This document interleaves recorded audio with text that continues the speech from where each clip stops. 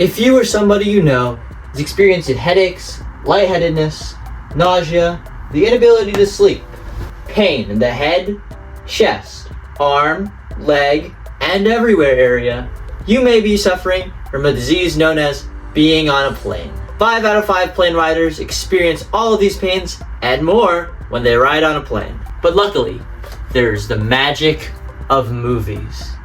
It doesn't make any of these symptoms go away, but it sure makes that plane ride go a hell of a lot faster. Picking the right plane movie is a necessity when it comes to plane rides. Pick the best one and boom, there goes 2 hours of your pain and suffering. Pick a bad one and you might feel like jumping out the plane. So, what makes a good plane movie? To me, there is one movie that sits atop the pack, and that is the 2018 romantic comedy, Crazy Rich Asians. It's about Rachel Chu, an Asian American who goes to Singapore to meet her boyfriend's family, who just so happens to be some crazy rich Asians. It's a perfect plane movie, 3 out of 5. But why? Why could I see someone watching Crazy Rich Asians on literally every flight I had to go on? Well, let's reverse engineer this. What makes a movie a bad plane movie? Well, from the litany of films available on United Airlines, I want to talk about If I Had Legs, I'd Kick You.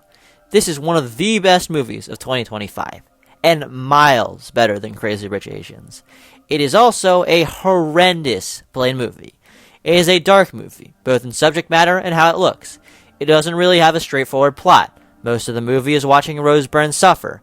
It is intentionally miserable. There is a lot of yelling and screaming and all that jazz. It's a lot more artsy-fartsy than your regular Hollywood blockbuster. There is an annoying child character. Conan O'Brien is in this, and he doesn't crack a single joke. Of course, this makes it an amazing movie, just not an amazing plane movie. So, let's talk about Crazy Rich Asians. And like with all movies, it's important to use auteur theory, and look at it through the lens of the director. You know, real Godard shit. So let's look at Jon M. Chu for a bit. Aside from Crazy Rich Asians, I'd say Chu is most known for directing In the Heights and The Wicked duology, movies that I'd also consider phenomenal plane movies. Definitely a Hollywood man, definitely has a mixed track record in terms of the quality of his movies. He's the perfect man to make the perfect plane movie. I think there are 6 main reasons why Crazy Rich Asians is a perfect plane movie. Number 1, the look. Crazy Rich Asians is a bright movie. Screen quality on planes varies from complete dog shit to not good. In general, dimly lit movies are not going to play well on that screen, unless you're really into staring at your reflection for 2 hours. Thus, the bright look of Crazy Rich Asians will help you keep awake and keep your attention. Of course, this leads to the movie looking washed out and a bit of an eyesore from time to time, and the bright emphasis on wealth is exclusively in look only. There isn't any interesting commentary on what the negative repercussions of wealth are, and the movie falls back at the end and basically exonerates all the issues wealth has had on the story. But who cares? Number 2, the pace. The worst thing that a plane movie can do is make you feel like you aren't going anywhere. I personally never feel like I'm going anywhere on a plane. So if the movie doesn't do that, we got a problem. Luckily, Crazy Rich Asians moves quick, never lingering on a scene for too long, and full of montages showcasing the delirious eye candy of Singapore. Ergo, your attention is kept.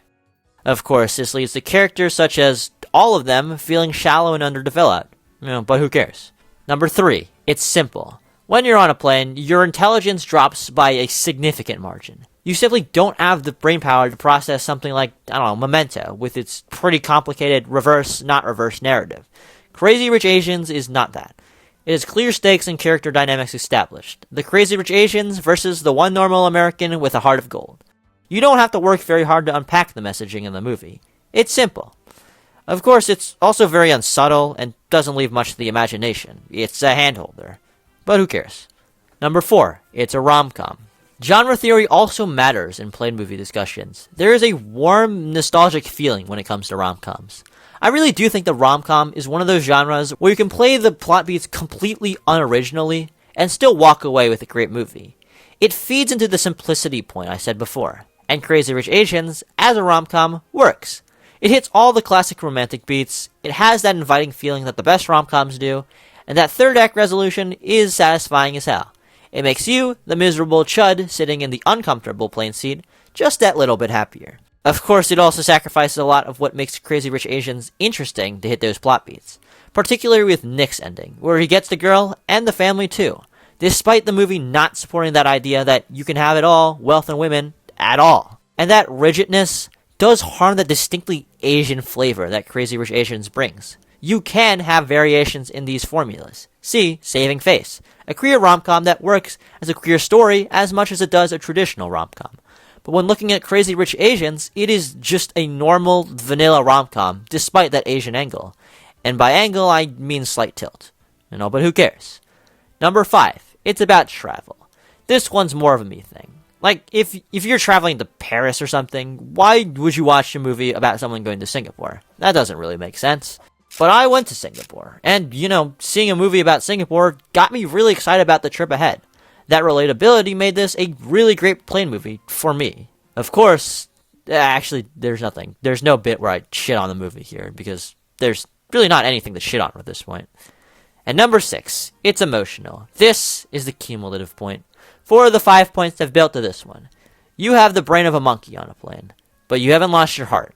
On a plane, the one thing you can do with absolute proficiency is to feel. Rom-coms make it easy to feel. So does simplicity in a story. Knowing how to feel and when to feel it makes the viewing experience more assured. And on a plane, this is golden. And Crazy Rich Asians is a deeply emotional film. There are plenty of cheer moments. Moments to make you cry. Moments that just make you feel good. I may play it like a suave, sexy, stoic man most of the time, but even I can't deny that proposal scene was really, really nice. But again, to get to this feeling, the movie basically sands off all of its edges, including its uniquely Asian ones. It's as much earned as unearned. It's emotion without logic or continuity within the narrative itself. But who cares? Crazy Rich Asians is still a perfect plane movie, in all respects. The fact that I don't actually really like this movie all that much is irrelevant. It's generally a mediocre film with some great aspects sprinkled in. But who cares?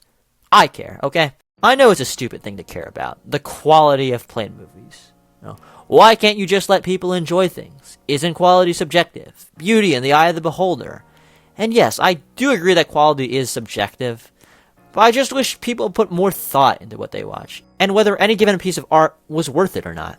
I don't want to just accept mediocrity, but to explore it. And yeah, Crazy Rich Asians may be the best plane movie, but there are other movies that, while much less perfect of a plane movie, are great plane movies while being much better movies. I want to bring up 2 cases. The first is When Harry Met Sally, the holy grail of rom-coms. And I know comparing this to Crazy Rich Asians is like comparing Citizen Kane to literally any movie. But When Harry Met Sally hits all of the plane movie beats while also boasting a razor-sharp screenplay and an autumn New York City mood that has only been matched by other Nora Ephron rom-coms. It's literally a perfect movie. Why then would you pick Crazy Rich Asians? The other movie is Moneyball. It falls into a similarly tropey, cliched genre of movies as the rom-com, the underdog sports movie. But it still gives a unique edge by its subject matter, the analytical side of sports. It has this really compelling arc of a sport on the verge of reinvention, and a main character who seems forever lost right up till the end. It hits all the soaring emotions that sports movies have without having to dumb itself down or lose that unique angle that it holds. Doing quick screen peeks across the flights I was on, other common movies of choice included Top Gun Maverick and the Harry Potter movies. Not movies that I myself am super high on, but are indeed well made as both entertainment and works of art, and aren't lazily made to please the most people. Even John M. Chu's own In the Heights is a movie I consider to be really good and really creative, in part because of Chu's handiwork. We shouldn't have to accept mediocrity as it is. Movies can be artistically rich and entertaining as all hell, and I don't want to leave Crazy Rich Asians at the dry. Having an all-Asian cast in a major release as this is inspiring as an Asian American. The performances, especially from Constance Wu, are all pretty impressive. Clichés are clichés for a reason, and Crazy Rich Asians executes them well enough to be satisfying. The Mahjong scene? Banger. And if nothing else, Crazy Rich Asians will always have a place in my heart as the greatest played movie to ever be made.